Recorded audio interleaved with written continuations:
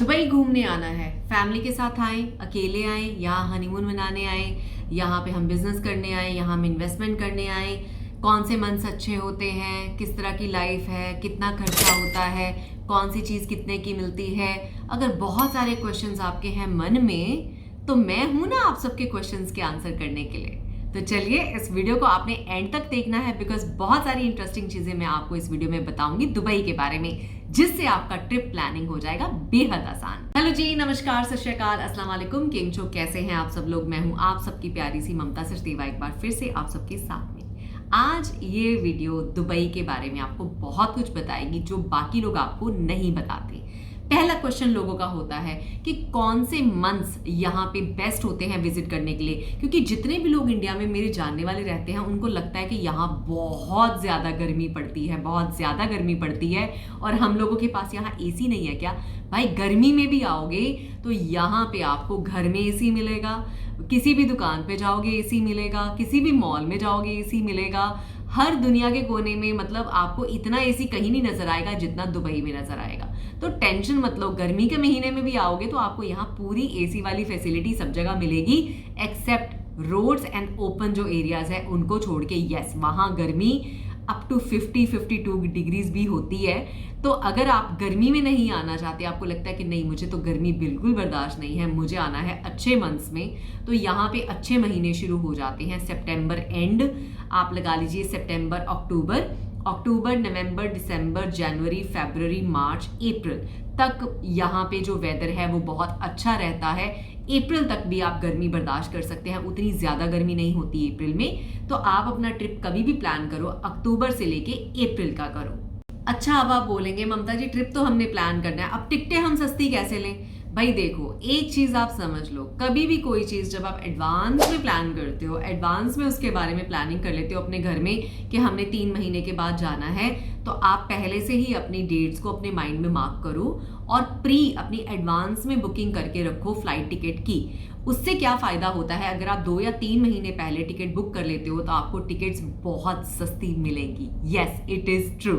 बाकी जिनको गर्मी सर्दी से फर्क नहीं पड़ता उनको ये बता दूं कि गर्मी ऑफ पीक सीजन्स होता है यहाँ पे, तो उसमें आपको टिकट्स और भी सस्ती मिल सकती हैं। तो अगर आपको लगता है कि आप गर्मी के महीने में यहाँ घूमने आना चाहते हैं तो आपकी मर्जी है, यस, आप उसमें टिकट सस्ती और होटल बुकिंग भी आपको सस्ती मिलेगी। अब आप कहेंगे कि ममता जी आपने ये तो बता दिया कि कौन से महीने अच्छे हैं, अब वीजा की बात कौन करेगा। तो वीजा यहाँ पे आने के लिए 2 तरह के वीजाज होते हैं अगर आप घूमने के लिए आ रहे हो। पहली बात है ट्रांजिट वीजा, अगर आप किसी आगे फ्लाइट पे जा रहे हो, रास्ते में यहाँ आपका ट्रांजिट है, तो अगर आप ट्रांजिट वीजा लेते हो तो 96 आवर्स, अप टू 96 आवर्स का ट्रांजिट वीजा आपको मिल जाता है, जिसकी अराउंड 3000 रुपीज इंडियन रुपीज में कॉस्ट होती है। उसको ऑनलाइन से अप्लाई किया जा सकता है, या तो वो ऑप्शन है जो टाइम मेरे ख्याल से इतना सफिशिएंट या इनफ नहीं है। उसके अलावा होता है टूरिस्ट वीजा, जो आपको 30 डेज का भी मिल जाता है, और कुछ केसेस में यहाँ पे अभी 60 डेज का भी फिलहाल जब मैं वीडियो बना रही हूँ मिल रहा है। आज से कुछ टाइम पहले तक एक वीजा चल रहा था, जैसे अगर आप टूरिस्ट वीजा लेते हो, जिसे हम विजिट वीजा भी यहाँ पे बोलते हैं, अगर आप विजिट वीजा लेते हो उसमें 2 तरह के वीजा जो मैंने सुन रखे हैं। एक होता है single entry visa. Single entry visa में अगर आपने वीजा निकलवाया, आप एक बार यहाँ आए, आने के बाद जब आप एग्जिट कर जाओगे, दोबारा यहाँ अगर आपको आने की जरूरत पड़ती है, किसी भी रीजन से आप दोबारा आना चाहते हैं, तो आपको दोबारा से वीजा करवाना पड़ेगा। लेकिन यहाँ पे यूएई गवर्नमेंट ने एक चीज अभी रिसेंटली चेंज की थी, जिसपे उन्होंने मल्टीपल एंट्री वीजा भी निकाला था, ऑफकोर्स जिसकी कॉस्ट आपके नॉर्मल वीजा से डबल होगी। कॉस्ट मैं इसलिए मेंशन नहीं कर रही हूँ क्योंकि कॉस्ट कभी कभी ऊपर नीचे भी होती है वीजा की, as per the agent you choose, या आप ऑनलाइन से कर रहे हो या एयरलाइन के थ्रू कर रहे हो, तो उसकी कॉस्ट अलग होती है। लेकिन मल्टीपल एंट्री आपका टूरिस्ट वीजा भी निकल आता है, जिसे मल्टीपल एंट्री विजिट वीजा भी बोलते हैं। उसमें अगर आप एक बार आते हो, वापस चले जाते हो, तो आप दोबारा भी आ सकते हो उसी सेम वीजा को यूज करके। तो ये 2 तरह के वीजा ऑप्शंस आपके लिए होते हैं। अब आप पूछोगे कि हमने वीजा लगवा लिया, हमने चलो टिकट भी अपनी सस्ते में करवा ली, हमें मंथ्स भी आपने बता दिए, अभी आप ये बताओ कि कितने दिन इनफ होते हैं दुबई को एक्सप्लोर करने के लिए। तो let me tell you one thing कि Dubai has a lot of things to offer. बहुत सारी अट्रैक्शंस हैं यहाँ पे, बहुत सारी जगह है घूमने के लिए। मैंने भी अभी यहाँ पे सारी चीज़ें कवर नहीं कर रखी हैं, बिकॉज दुबई में हर 2 से 3 महीने में कोई ना कोई नई चीज़ बन जाती है। तो देखिए, मर्जी है आपकी, सारी चीज़ आपके फंड्स के ऊपर डिपेंड करती है कि आप कितना खर्च करना चाहते हैं। वैसे नहीं तो 3 से 4 दिन का ट्रिप भी अगर आप दुबई का निकालें इज इनफ। अगर आप एक पैकेज लेके आते हैं किसी कंपनी के थ्रू, तो उस पैकेज में क्या होता है, टिकट और आपका स्टे इंक्लूसिव होता है, लेकिन वो आपको भगाते बहुत है। उसमें उनके टाइमिंग्स होते हैं, एक कॉमन बस होती है जिसमें ग्रुप ऑफ पीपल होते हैं, एक सर्टन जगह पे पूरा दिन वो आपको घुमाते हैं। तो जो लोग बजट ट्रैवल करना चाहते हैं वो ऐसी ऑप्शंस को चूज कर सकते हैं जिसमें कि एक ट्रैवल एंड टूरिज्म के थ्रू वे ग्रुप के साथ में अपनी टिकट्स बुक करेंगे, और जहाँ पे मतलब पूरा बस सर्विस आपको यहाँ पे मिलेगी, खुद आपको ट्रांसपोर्टेशन के लिए इधर उधर नहीं भागना पड़ेगा। आपको वो होटल से पिक करते हैं, बस में चढ़ाते हैं, 3-4 अट्रैक्शंस दिन के घुमाते हैं, नेक्स्ट डे कहीं और घुमाते हैं, नेक्स्ट डे कहीं और घुमाते हैं। इस तरह से भी लोग अपना टाइम और पैसा बचा लेते हैं। लेकिन अगर आप उनमें से एक हैं, आपको लगता है कि नहीं कभी कभार ट्रैवल करना है, अपनी लग्जरी अपनी प्राइवेट टाइम के साथ और अपना घूमना फिरना है, अपनी फैमिली के साथ प्राइवेट टाइम चाहिए, हमें किसी ग्रुप के साथ टाइम नहीं चाहिए बिकॉज बहुत भाग दौड़ हो जाती है। मेरे कई दोस्त आए हैं जिन्होंने बीच में मतलब उन टूर वालों को छोड़ के वो लोग फिर हमारे साथ घूमते थे। मतलब हम लकीली हम उनके लिए यहाँ पे थे, पर हर बंदा इतना लकी नहीं है कि उनके दोस्त किसी कंट्री में बैठे हैं। तो अगर आपने अपना टाइम स्पेंड करना है यहाँ पे, तो आई थिंक आप अगर थोड़ा सा बजट अपना बढ़ा सकते हैं तो 5 से 6 दिन, नहीं तो 1 हफ्ते का ट्रिप आप अपनी फैमिली के साथ निकालें, जिसमें आप दुबई को बहुत अच्छे से घूम फिर सकते हैं।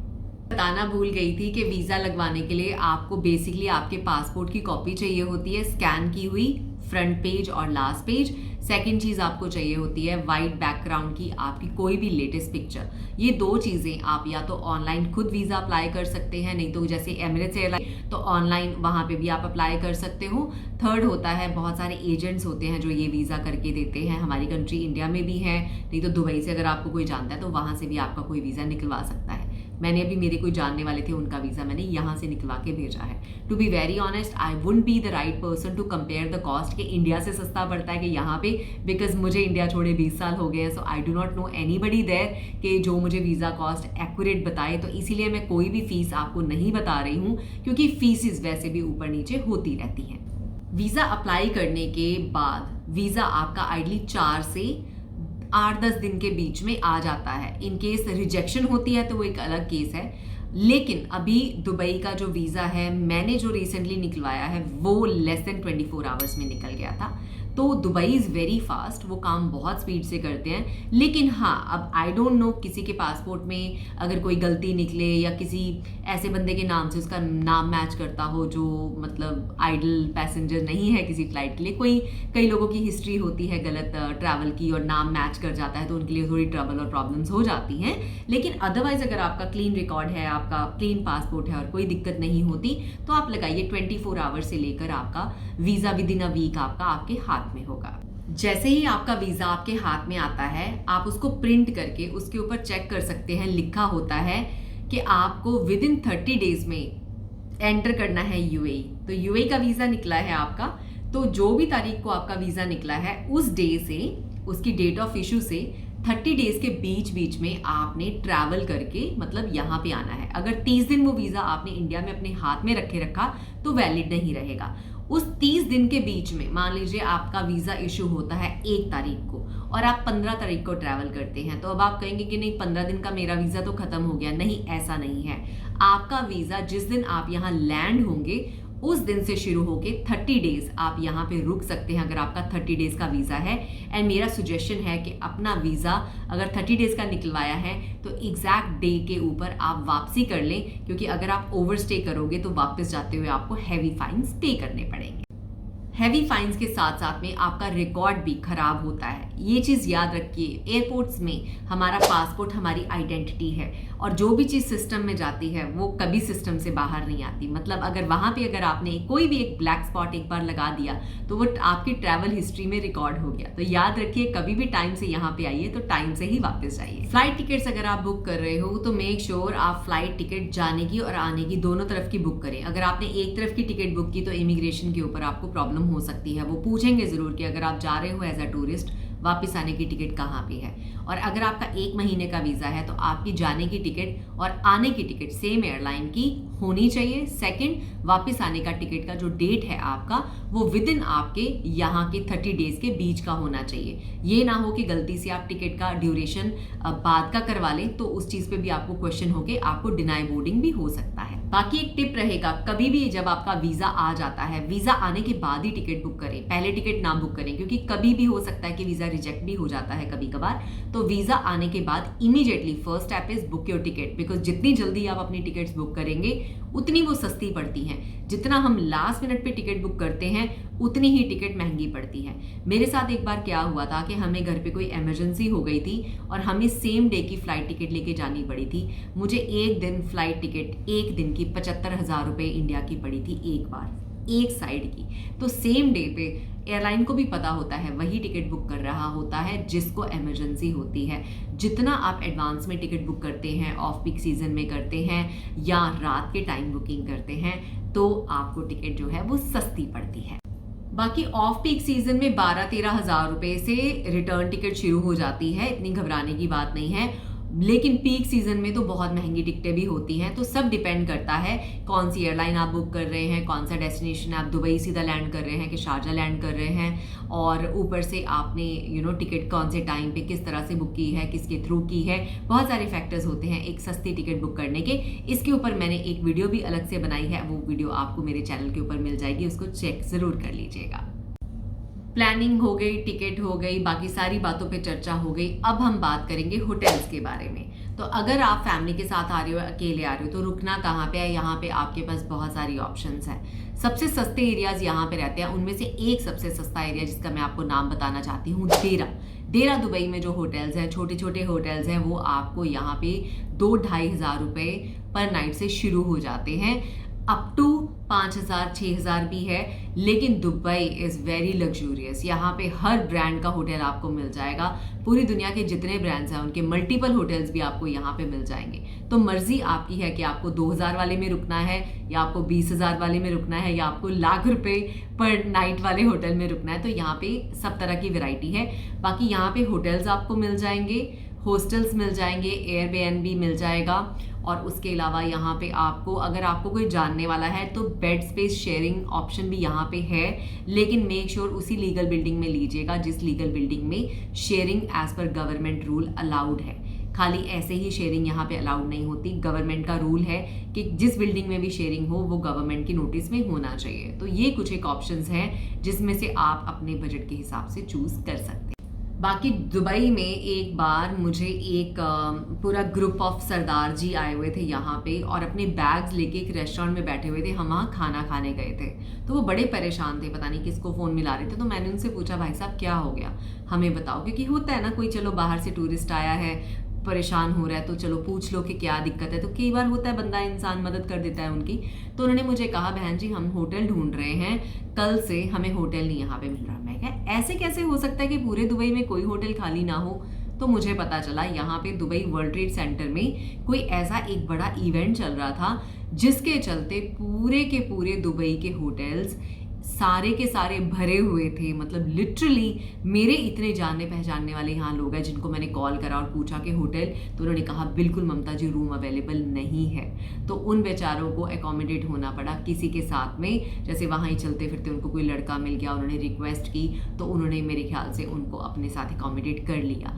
लेकिन मतलब मैं ये नहीं कहूँगी कि आप भी ऐसा करें, यहाँ पे कभी आके होटल ना ढूंढी, लोगों से पूछना शुरू कर दें। इन चक्करों में ना पड़े, अपना प्रॉपर होटल की बुकिंग ऑलरेडी वहाँ से करके आए। यहाँ आके डिपेंड ना करें कि यहाँ आके आपको होटल बुकिंग मिल जाएगी।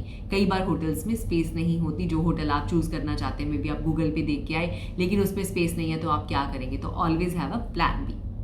होटल बुकिंग करते हुए आपने एक और चीज़ का बहुत ध्यान रखना है कि आपने जो होटल चूज करना है ना, उसका नाम आपने गूगल पे डाल के आपने ये ज़रूर चेक करना है कि मेट्रो कितनी दूर है आपके होटल से। आपने मैप्स पे नहीं चेक करना, आपने चेक करना है उसको प्रॉपरली गूगल मैप पे। मतलब जो मैप होटल वालों की तरफ से मेंशन होता है कि 5 minutes away from metro, something like that, उस पर ट्रस्ट नहीं करना आपने गूगल मैप्स पे उस होटल का प्रॉपर एड्रेस डाल के आपने वहाँ से सर्च में करना है कि metro station, nearest metro station उसी एरिया में। और उसके बाद आपको वॉकिंग वाले ऑप्शन पे क्लिक करके देखना है कि लिटरली कितना वॉक है आपके होटल से टू द मेट्रो स्टेशन। क्योंकि अगर आप यहाँ पे आ रहे हैं एज अ बजट ट्रैवलर या आपको मेट्रो यूज़ करना है, तो यहाँ पे एक नोल कार्ड मिलता है। उस नोल कार्ड को यूज़ करके आप बहुत सस्ते में पूरा दुबई घूम सकते हैं। मेट्रो की कनेक्टिविटी बहुत सारे मॉल्स के साथ है, बहुत सारी अट्रैक्शंस के साथ है, तो आप आराम से मेट्रो यूज़ कर सकते हो। और गर्मी के महीने में अगर आपको लगे ना कि नहीं 5 मिनट की वॉक है, तो गर्मी में भाई 5 मिनट की वॉक भी यहाँ पे इंसान को मतलब इतना थका देती है, इतना पसीना आता है, क्योंकि गर्मी होती है ठीक ठाक गर्मी के महीनों में। अगर मौसम प्लेजेंट है तो बात अलग है। सो बेयर इन माइंड कि आपका जो होटल है उसकी कनेक्टिविटी मेट्रो के बिल्कुल साथ में हो, 5-7 मिनट की वॉक हो तो चल जाएगा, उससे आपको बहुत फायदा हो जाएगा। अब बात कर लेते हैं ट्रांसपोर्ट सिस्टम की। तो ट्रांसपोर्ट सिस्टम का क्या है, यहाँ पे आपके पास ऑप्शन है नोल कार्ड लेने की। नोल कार्ड लेकर आप मेट्रो यूज़ कर सकते हो, मेट्रो पे नोल कार्ड को आप बस पे कर सकते हो नोल कार्ड को यूज़।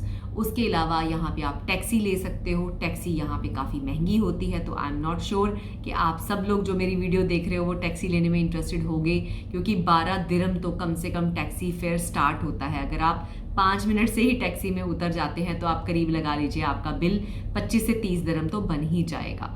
तो टैक्सी यहाँ पे काफ़ी महंगी है, तो लोग जो टूरिस्ट आते हैं ज़्यादातर नोल कार्ड यहाँ पे ले लेते हैं। नोल कार्ड में भी आपके पास कैटेगरी होती है सिल्वर एंड गोल्ड, तो आप गोल्ड वाला ले सकते हैं। थोड़ा महंगा पड़ता है वो ट्रिप, लेकिन उस जो कंपार्टमेंट में थोड़ी स्पेस ज़्यादा होती है। जो सिल्वर वाला होता है उसमें कॉमन वो एक कंपार्टमेंट होता है जिसमें थोड़ा रश भी कभी कभी जैसे पीक आवर्स होते हैं उसमें रश काफ़ी होता है, बट आई थिंक स्टिल सस्ते वाला ऑप्शन कंसिडर किया जा सकता है अगर हम बजट ट्रैवल करते हैं। उसके अलावा यहाँ पे अगर आपके पास इंडिया में लाइसेंस है, ड्राइविंग लाइसेंस, अगर आप उसको इंटरनेशनल लाइसेंस में कन्वर्ट करके लेके आते हो तो आप यहाँ पे एक अपनी प्राइवेट कार भी कार रेंटल जिसे हम बोलते हैं वो भी ले सकते हो।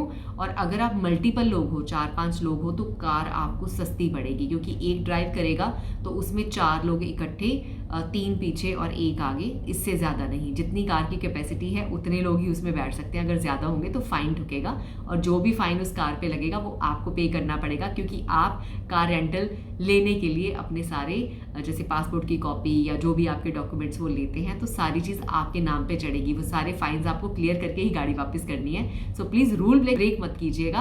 और दूसरा बता दूं, अगर आप कार रेंटल यहाँ पे लोगे तो फाइन्स का ध्यान रखना बहुत ज़रूरी है। स्पीडिंग ओवर नहीं करनी, कोई भी लेन अगर आपने चेंज करनी है तो आपने सिग्नल देके करनी है प्रॉपरली। अगर ऐसा नहीं किया तो बहुत सारा फाइन आपको, मतलब अगर आप बजट कर रहे हो ना, तो आपका तो बहुत सारा पैसा यहाँ पे निकल जाएगा जेब से, क्योंकि यहाँ फाइन्स ड्राइविंग के नाम पे बहुत ज़्यादा हैवी है। सो कार रेंट करने से पहले 10 बार सोचना ज़रूर है। बाकी दुबई से रिलेटेड बहुत सारी वीडियोस मैंने अभी लेटली बनाई हैं जो बहुत काम की हैं। आप सबके डिस्क्रिप्शन बॉक्स में उनके लिंक भी दिए हैं, उनके ऊपर क्लिक करके उन वीडियोस को भी देखना मत भूलिएगा। Let's move on. अभी फाइन्स की बात की है, आई एम श्योर बहुत सारे लोग जानना चाहेंगे, तो चलो इस वीडियो में थोड़ा सा बता देती हूँ। यहाँ पे फाइन्स सस्ते नहीं है, बहुत महंगे फाइन्स है। 500, 1000, 2000, 5000, बहुत ज़्यादा फाइन्स है depending on the mistake you make. Seat belt नहीं लगाई तो फाइन है। अगर आपके साथ कोई को पैसेंजर आगे बैठा है, उसने सीट बेल्ट नहीं लगाई तो आपको फाइन है। अगर आपने लेन बिना सिग्नल दिए, मतलब प्रॉपर इंडिकेटर दिए, आपने चेंज किया तो आपको फाइन है। और उसके अलावा अगर आपने रेड लाइट जंप कर दी तो बहुत ही बड़ा फाइन है। उसके अलावा अगर आपने मान लीजिए हॉन्क किसी को बहुत ज़्यादा मारा और उसने कंप्लेन कर दी तो भी आपको फ़ाइन है। अगर आप किसी को टेलिंग करते हैं, मतलब किसी की गाड़ी के पीछे बिल्कुल ही उसके बोनट टू बोनट आप जाके जुड़ के गाड़ी चला रहे हैं, उसको लाइटें मार रहे हैं, तो उस पर भी फ़ाइन है। तो ये सारी चीज़ों को आपको मद्देनज़र रखना है अगर आपने यहाँ पे कार रेंटल करना है। तो आप कार रेंटल कीजिए, पैसा आप बचाएंगे, लेकिन इन चीज़ों का ध्यान नहीं रखेंगे तो बहुत सारा पैसा आप खो भी देंगे। अब बहुत सारे लोग ये भी जानना चाहते हैं कि इमिग्रेशन के ऊपर किस तरह के क्वेश्चंस पूछे जाते हैं, खास करके उन लोगों से जो फर्स्ट टाइम ट्रैवल कर रहे हैं, जिनका पासपोर्ट नया है, जिनकी कोई ट्रैवल हिस्ट्री नहीं है, जिनके पासपोर्ट के ऊपर किसी कंट्री की कोई स्टैम्प नहीं लगी है। तो येस, इट इज़ ट्रू, ऐसे लोगों से ज़्यादा क्वेश्चंस इमिग्रेशन पे पूछे जाते हैं। ऐसे कोई हार्ड क्वेश्चन नहीं होते। जो क्वेश्चन आपसे पूछे जाते हैं, सबसे पहला बेसिक क्वेश्चन तो यही होता है कि आपका पर्पस ऑफ विजिट क्या है, आप क्यों जा रहे हो। अगर आप बोलोगे मैं घूमने जा रहा हूँ, तो वो बोलेंगे घूमने जा रहे हैं, आपने क्या घूमना है वहाँ पे। तो अगर आपको पता ही नहीं होगा आपने क्या घूमना है तो उनको शक हो जाएगा कि आप किस लिए जा रहे हो। तो आपको पता होना चाहिए कि आपने, हाँ जी दुबई घूमने जा रहे हैं, वैसे ही हम बुर्ज खलीफा देखेंगे, ये करेंगे, वो करेंगे। अच्छा, घूमने के लिए आपके पास पैसे कितने हैं, तो आप उनको बोलेंगे कि हाँ हमारे पास मतलब इंडियन रुपीज़ में अगर है 30,000 है या 40,000 है या दिरम्स में बोलेंगे कि हाँ हमारे पास 3000 दिरम है या कुछ ऐसा है, तो इस तरह के क्वेश्चन आपसे पूछे जा सकते हैं। थर्ड चीज़ वो आपसे डेफिनेटली पूछेंगे रिटर्न टिकट आपके पास है या नहीं है, तो वो आपको दिखानी है। चौथी चीज़ आपका होटल स्टे बुकिंग हो चुका है या नहीं, और अगर आपने बोल दिया नहीं हुआ तो you are in trouble. Definitely आपका एक रिटर्न टिकट सेम एयरलाइन का और प्लस आपका होटल स्टे का प्रूफ आपके पास होना चाहिए। दुबई आ रहे हैं तो गोल्ड भी खरीदेंगे, तो अब आप पूछेंगे कि ममता जी हम शॉपिंग कहाँ से करें, गोल्ड कहाँ से खरीदें? तो गोल्ड आप यहाँ पे 2 जगह से खरीद सकते हैं। एक है देरा दुबई, एक है मीना बाजार। दोनों जगह पे बहुत सारी दुकानें हैं गोल्ड की। आप किसी भी दुकान से यहाँ गोल्ड खरीदिए, कोई यहाँ पे चीटिंग नहीं है। जो भी चीज़ है ट्रांसपेरेंसी के साथ आपको बताई जाती है। गोल्ड का रेट, मेकिंग चार्ज के ऊपर आप लोगों के साथ नेगोशिएट भी यहाँ पे कर सकते हैं। That's a great news, right? और अच्छा, अब आपको एक्स्ट्रा इन्फॉर्मेशन भी दे दूँ कि यहाँ पे जब आप गोल्ड खरीदते हो, अगर आप कैश में पैसे पे करते हो तो कोई एक्स्ट्रा चार्ज नहीं लगता है, लेकिन अगर आप क्रेडिट कार्ड से पेमेंट करते हो तो कुछ एक परसेंटेज आपसे एक्स्ट्रा ली जाती है, जो सारी दुकानों पे ही सेम होती है। अगर आप क्रेडिट कार्ड से पे करोगे तो आपको कुछ परसेंट एक्स्ट्रा पे करना पड़ेगा। सारी दुकानों का रेट सेम होता है, मेरे ख्याल से 4.5 या 4% से ऊपर होता है। I am not too sure, लेकिन इतना बस मैंने आपको बता दिया कि अगर क्रेडिट कार्ड से पेमेंट आप करोगे गोल्ड की तो आपको एक्स्ट्रा पे करना ही पड़ेगा। अब बारी आती है कि अगर आपने यहाँ पे आने से पहले करेंसी चेंज करवा के लानी है तो करेंसी को चेंज कहाँ करवाना है? तो करेंसी को आप हमेशा बाहर चेंज करवाएं, ना कि एयरपोर्ट में। एयरपोर्ट में करेंसी चेंज के रेट हमेशा बुरे होते हैं। This is my personal experience. तो उसको आप बाहर ही करवा के फिर आप एयरपोर्ट आओ।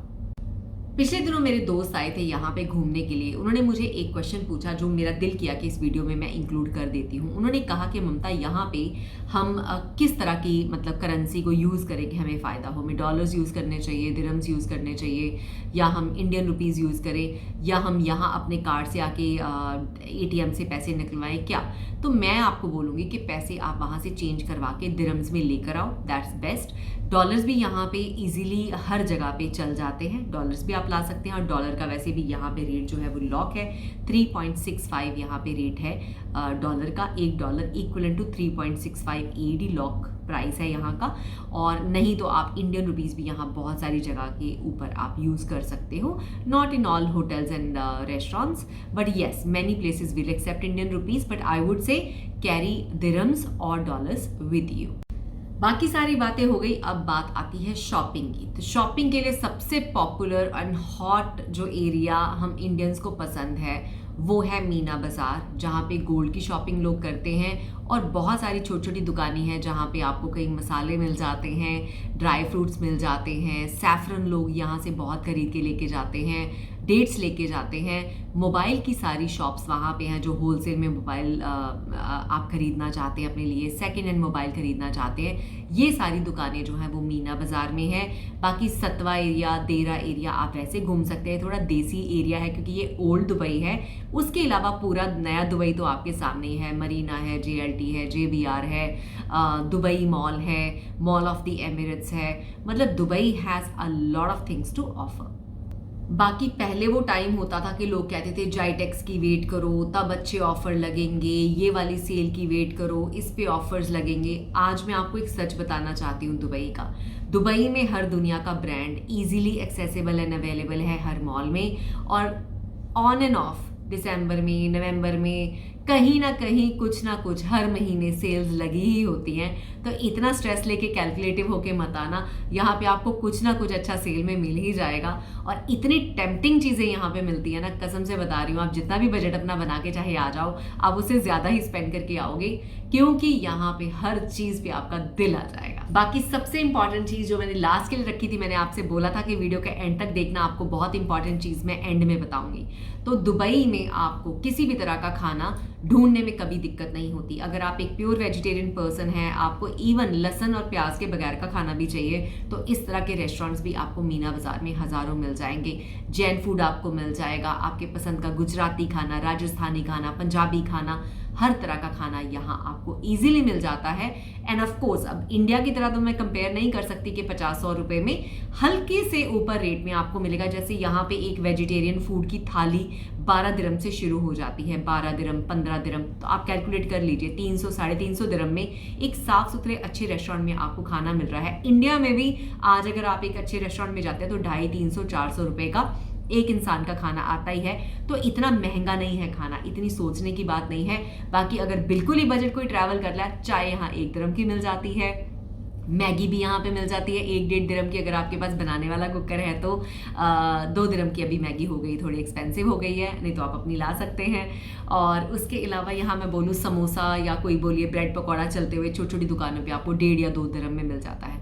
तो यहाँ पे बजट चीज़ें भी, शवरमा यहाँ पे बहुत फेमस होता है, लेकिन चिकन आइटम है ये तो 5 दिरहम 6 दिरहम का मिल जाता है। अगर वो नहीं खाना तो यहाँ पे फलाफल सैंडविच लोकल फूड है यहाँ का, उसमें सैलड वगैरह डाल के बनाते हैं। चिक पीस की पेस्ट से एक पैटी बनाई जाती है छोटे से, जैसे हमारे राम लड्डू होते हैं वैसा दिखने में, एक बड़ा टेस्टी सैंडविच होता है, वो भी 5 या 6 दिरहम में आपको इजीली मिल जाता है। तो मतलब इतना महंगा नहीं है, बजट ट्रैवलर्स के लिए भी यहाँ पे ढेरों सारी ऑप्शंस हैं। Oh my God, how much I spoke for this video today. तो चलिए, फिर भी मैं खुश हूँ कि आपको दुबई के बारे में, आई एम श्योर ढेरों सारी इंफॉर्मेशन इस एक ही वीडियो में मिल गई होगी। अगर कुछ भी मेरे से मिस हुआ है तो प्लीज़ आप मुझे वीडियो के नीचे कमेंट्स में बताइएगा। I will be very happy to answer your questions for you. आज के लिए इतना ही। मैं ममता सचदेवा ले रही हूँ आपसे विदा। मुलाकात होगी बहुत ही जल्द इन द नेक्स्ट वीडियो।